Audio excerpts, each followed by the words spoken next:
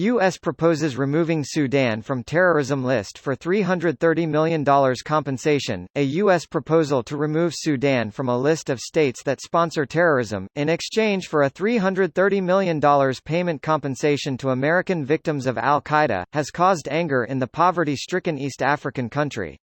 Here's a summary of the article. A U.S. proposal to remove Sudan from a list of states that sponsor terrorism, in exchange for a $330 million payment compensation to American victims of al-Qaeda, has caused anger in the poverty-stricken East African country. Mike Pompeo, the U.S. Secretary of State, visited Khartoum on Tuesday to underline U.S. support for the new transitional government that took power following the fall of Omar al-Bashir last year, whose 30-year authoritarian rule saw Sudan become an international pariah. The U.S. has moved to incrementally restore relations with Sudan over recent years but has insisted that outstanding legal claims are settled before the country is struck from the list of state sponsors of terrorism. Courts in the U.S. have found Sudan guilty of providing essential support to al-Qaeda when bin Laden was based in the country between 1991 and 1996. Shamail El-Noor, a participant in the mass protests that led to Bashir's ousting, said that the U.S. should have immediately removed Sudan's name from the list of countries supporting terror once Bashir was gone. The terrorism was linked to the former regime's ideology. It's unfair to keep Sudan on that list while people revolted against the terrorism of that regime, El-Noor said. Others contested the basis for the compensation claim, saying that Sudan had sought to cooperate with the U.S. by expelling bin Laden and that the attacks had occurred 2 years after the Saudi-born extremist had left their country. This post received a score of 8,200, with an upvote ratio of 97%. Here are the top comments in response to this article. Pompeo. This has Trump's dirty fingerprints all over it. Yeah, I can already see how this is being spun for their base. Trump comes through on America First, again, forcing Africa to pay the US hundreds of millions of dollars. Making America great again. Then Trump takes all the money for himself and his cronies. Make that out to the creating America's secure homeland, or just cash will be fine. Pompeo. Catholic All Saints Hospital. Dude, this is some corrupt shit.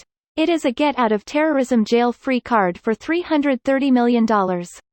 It's a trial rinse down, expected to roll out across the world if Trump gets re-elected. I wonder how much he'll skim off the top? There you go guys, there's your $50 to share between you.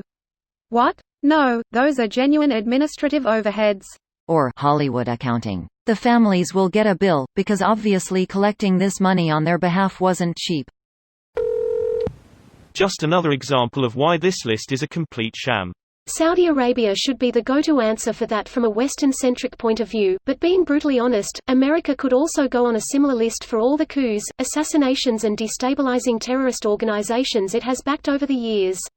Or just the deaths directly caused by the U.S. military actions in the Middle East, combating terror. Copied from a comment that got me banned from late-stage capitalism a while ago. From Wikipedia, total terrorism deaths in the U.S. all time, 3,100 or so from Islam extremists, almost entirely in 9/11s.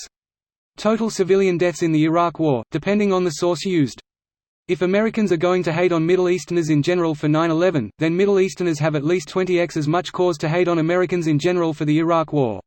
Edit, as pointed out below, if you move outside well-documented deaths, the civilian death toll of the Iraq War may be. The sanctions and complete destruction of their city's power grid, water purification caused a lot of deaths too.